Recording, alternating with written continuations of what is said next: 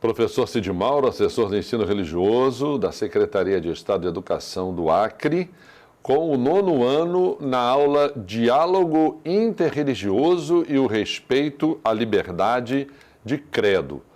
Olha, a gente vai discutir nesta aula um dos aspectos mais importantes do ensino religioso, que é exatamente como as religiões podem dialogar entre si, se entender, se respeitar, e o respeito à liberdade de credo se tornar o quê? Confirmado, acentuado. Então, é muito importante a discussão dessa questão, ok? Vamos, então, rever quais são as definições de religião, como é o estudo do fenômeno religioso, que a gente sempre repete, né? Que quando você tem aula de ensino religioso, ninguém está ensinando uma religião a você. Ninguém está querendo que você troque de religião. Ou quem não tem religião, ninguém está querendo que aquele que não tem religião passe a ter uma religião. Não é isso. É estudo do fenômeno religioso, porque ele está na formação cultural do povo brasileiro de uma maneira bastante acentuada. Então, qual é a definição de religião? É a mais ampla possível, não é? Aceita por todos os estudiosos. Qual é essa definição? Para efeitos de organização e análise do fenômeno religioso, a religião é um sistema comum de crenças e práticas relativas a seres sobre-humanos dentro de universos históricos e culturalmente específicos. Então, por mais que a gente tenha falado muito, né, é o quê?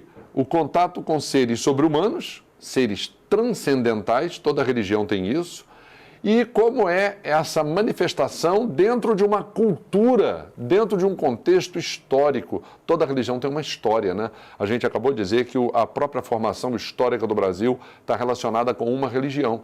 Mas na chegada do colonizador aqui, o país não estava vazio. Então já houve o quê? Um contato em que uma religião tentou dizer que a outra estava totalmente errada. Antigamente eles discutiam se o índio tinha alma. Então, isso é um erro tremendo, depreciativo, não é? Então, é interessante a gente entender que há uma formação histórica religiosa, uma formação cultural religiosa, que se foi construída de maneira negativa, precisa ser corrigida. Por isso se estuda o fenômeno religioso. O ensino sobre religiões, o estudo do fenômeno religioso, da diversidade e o exercício de alteridade. O que é alteridade? A palavra alteridade vem de alter, outro, valorizar o outro. Eu também sou o outro em relação a ele, então ele me valoriza e eu o valorizo, né?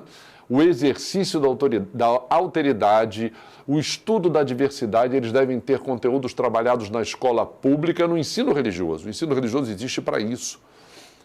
Da mesma forma que o professor de literatura faz referência a diversas escolas literárias, o professor de história enfatiza diversos povos e diversas tradições históricas, o professor de ensino religioso enfatiza diversas expressões religiosas, considerando que as religiões fazem parte da aventura humana. A gente deve entender as religiões de maneira diversa. Você não pode guardar com você preconceitos. Olha, e às vezes até a própria catequese de uma religião traz nela o preconceito contra a outra.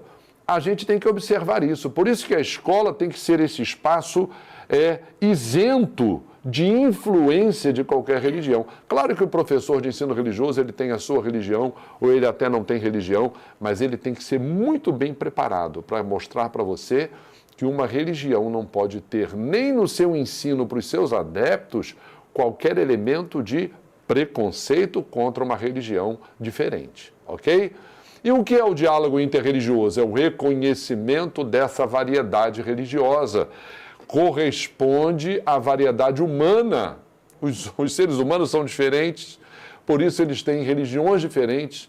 Significa compreender o lugar igual de cada um no panorama religioso. Às vezes pensa que é tão simples, o lugar igual para todos, que lindo. Mas é difícil, às vezes, colocar isso em prática, não é? Reconhecendo o outro, reconhecendo o diferente, não como competidor, mas como verdadeiro companheiro. Sabe o sentido da palavra companheiro? Companheiro é aquele que come o mesmo pão. Isso mesmo, companheiro vem da palavra pão. Aquele que com você come o mesmo pão. Companheiro de aventura existencial. Que expressão interessante. Todos têm direito, todos estão numa aventura da sua vida, da sua existência, e a diversidade deve ser, então, respeitada. Então, deve haver um diálogo aberto e permanente. Isso é, a gente pode dizer, a aventura do diálogo religioso, do diálogo interreligioso. Eu costumo dizer que o diálogo interreligioso é um treino para todos os outros tipos de diálogo que tem que haver na sociedade.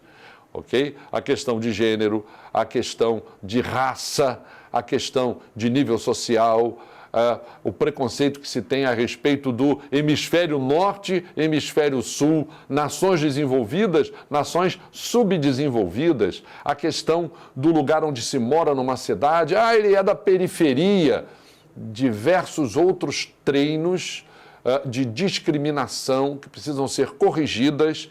A convivência, o diálogo interreligioso atende a isso, não é?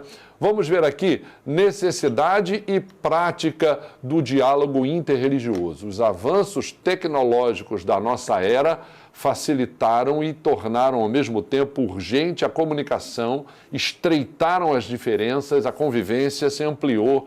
Então, a troca de informações é importante. Dessa forma, estão expostas cada vez mais as diferenças culturais no mundo de hoje. Né?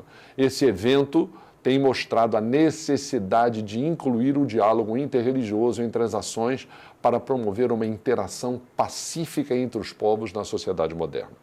Se a interação humana ficou cada vez mais dinâmica, então a versatilidade, entendeu? A capacidade de convivência, de diálogo em todos os sentidos, nesse que eu já falei aqui, no sentido religioso, mas nos outros sentidos, das outras diferenças, ela tem que ser mais dinâmica, mais ativa. Então, isso é importante. A nossa época é essa época de aproximação e convivência. A importância do diálogo interreligioso reside na contribuição para a promoção da paz, da justiça, do respeito aos direitos humanos, por ser capaz de proporcionar a oportunidade de debate. Esse debate visa aproximar diferentes religiões na busca da convivência, da paz, do bem comum, a aproximação entre o que é diferente. Eu costumo dizer que é mais importante para mim a religião mais diferente em relação à minha. A religião que eu acho mais estranha. Isso, eu tenho direito, você tem o direito de achar a minha religião estranha. Eu tenho o direito de achar a sua religião estranha. Mas eu vou me aproximar do outro e ele vai me dizer por que na religião dele as coisas são tão diferentes da minha. Por que naquela religião ele chama de sagrado algo que eu não considero sagrado? Então eu preciso dessa aproximação, desse diálogo, dessa convivência, não é? E olha, a Constituição Federal, ainda que garantido pela Constituição Federal, o direito à liberdade de consciência e crença, garantido pela Constituição, ainda ocorre no Brasil preconceito religioso, intolerância religiosa, porque há falta de conhecimento, de estudo da crença do outro, falta de convivência, de diálogo, não é? A função do diálogo interreligioso não é o proselitismo, promoção ou divulgação de uma crença. Ele serve como instrumento de aproximação entre as religiões, de fraternidade entre religiões diferentes. É importante, então, que representantes de todas as religiões trabalhem em conjunto para promover o conhecimento mútuo, para que essa forma se torne mais fácil. Dessa forma, nessa aproximação, é muito interessante, é muito relevante, é importante que as religiões decidam estabelecer fóruns de discussão, de aproximação, e disso é um esforço do ensino religioso. Nas nossas formações, aliás, aqui na cidade de Rio Branco aconteceu em 2011 uma conferência em que a gente procurou reunir todas as religiões em um Instituto Ecumênico Fé e Política que é um instituto que promove diálogo interreligioso na nossa cidade. Nem todos os estados do Brasil possuem um órgão como o Instituto Ecumênico aqui no Acre. Instituto Ecumênico Fé e Política. Eles promoveram em 2011 uma conferência religiosa, trouxeram gente de fora, lançaram uma cartilha de diversidade religiosa. Essa cartilha tem lá na internet, Cartilha de Diversidade Religiosa, Instituto Ecumênico Fé e Política do Acre. Você pode procurar, o seu professor pode te informar sobre ela, e ela é um marco desse diálogo interreligioso no estado do Acre. Então, é muito interessante você se informar a respeito disso, não é? Então, é importante que representantes de todas as religiões trabalhem em conjunto para promover o conhecimento mútuo, para que dessa forma se torne mais fácil alcançar o principal objetivo do diálogo interreligioso. Qual é o principal objetivo do diálogo interreligioso?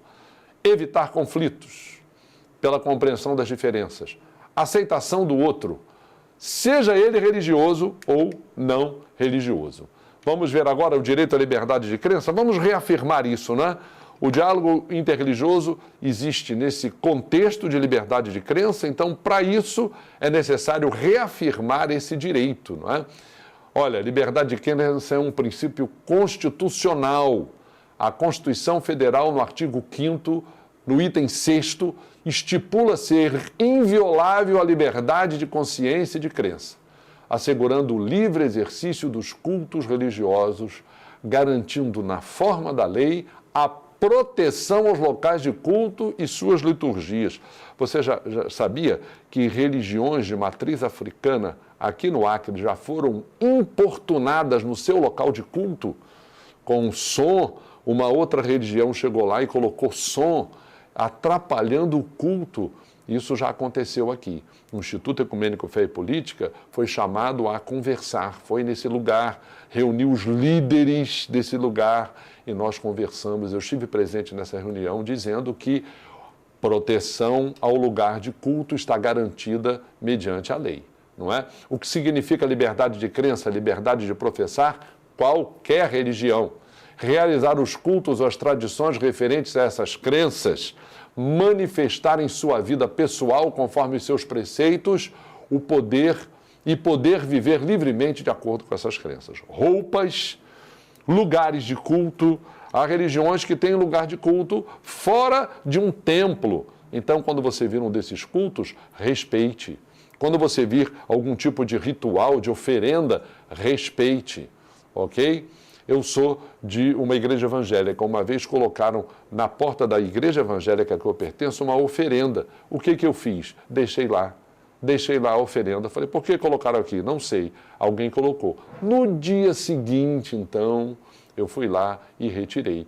Mas eu não retirei no momento, logo depois que colocaram. Eu acho que, se alguém colocou, qual é a intenção dele? Não sei, vai ficar aí. Então, a gente tem que ter cuidado, respeito à maneira do outro, entender a sua crença, não é?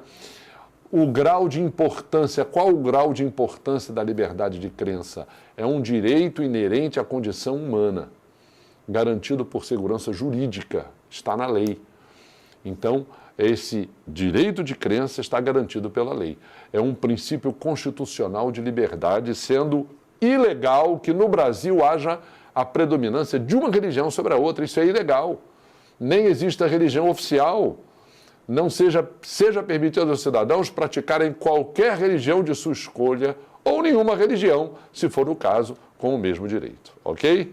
Isso é liberdade de crença. Muito obrigado pela sua participação. Clique essa aula na plataforma Eduque e até a próxima oportunidade.